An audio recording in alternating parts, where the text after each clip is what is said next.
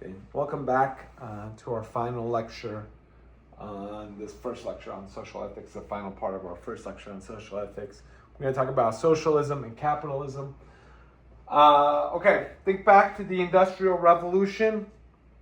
Socialism becomes a real thing because of the Industrial Revolution. Definitely the second one in the 1870s. People owned capital, and people own, or the public owned, the means to production. So think back to remember, if you think about socialism, and the second industrial revolution happens in 1870, the socialist revolution happens 50 years later. There's like a close connection between those two. Right. You go to a farmer, and if you asked him, do you want socialism?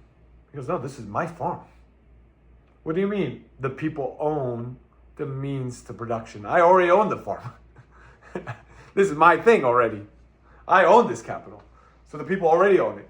But with the rise of these mega metropolis, these mega cities, in which the capital or the means of production, capital and means of production, are owned in the form of a factory by individuals, not by individuals who work there.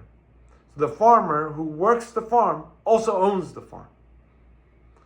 But when you think about a big city, I work at a factory owned by someone else.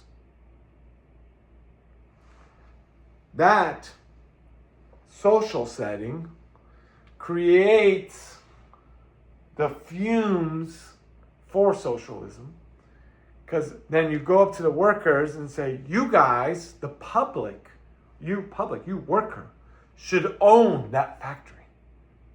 You make it operate, you make it run, you make it. So the society, not a private individual, but the society as a whole owns the means of production, namely that factory A that made widgets A, isn't owned by some private entrepreneur, but rather it's owned by the people who work the factory. That's socialism. Socialism is, of course, closely tied to Marxism. Come around about the same time. So usually, if you're a socialist, you have that Marxist view of history. Kind of interesting, but kind of modern person both accepts the Hegelian view of history and rejects it, because they're usually both socialists and existentialists. But that's something you'll have to navigate as you enter into ministry. All right, capitalism. Comes about by a guy named Adam Smith. I mean, obviously there's been capitalists and there have been socialists since the beginning of time. Adam Smith, in his great work, Wealth of Nations, 1776. Think about when does the French Revolution happen? 1880s, 1890s. When is Wealth of Nations written? 1776. When does the American Revolution happen? 1776. Right? You see, it's right at the tail end of that Enlightenment. The Enlightenment is driving these ideas and forces. The nation's wealth stems from its capacity to produce goods and services driven by a division of labor and free markets. Okay.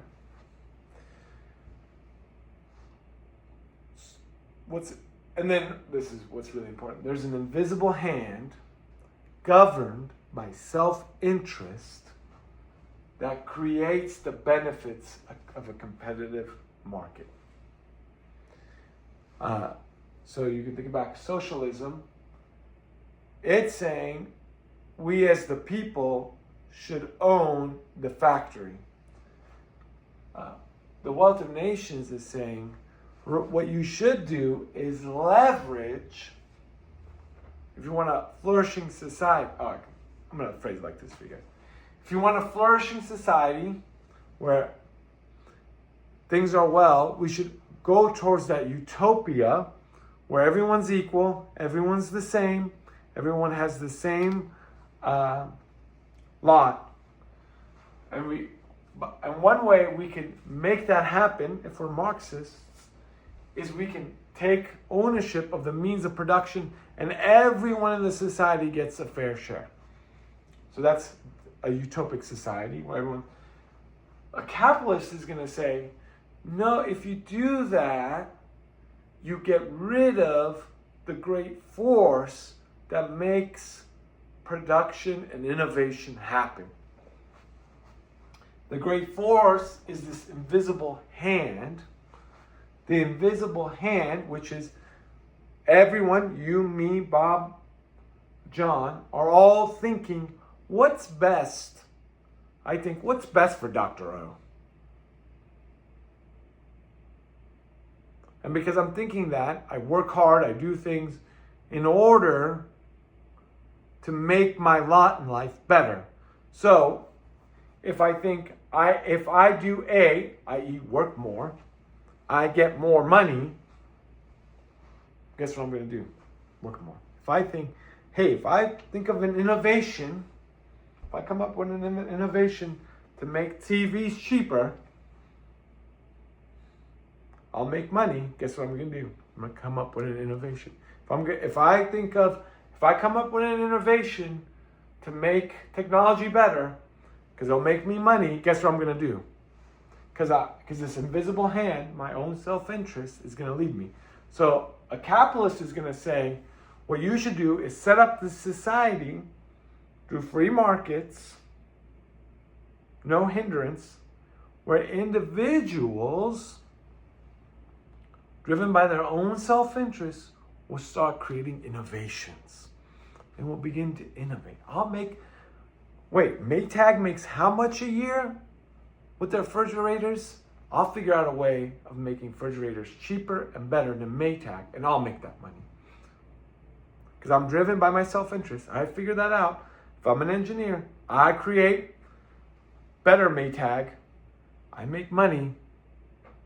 But everyone gets a better refrigerator and a cheaper refrigerator through my innovation. They would say, if you do what the socialist is saying, you've stripped away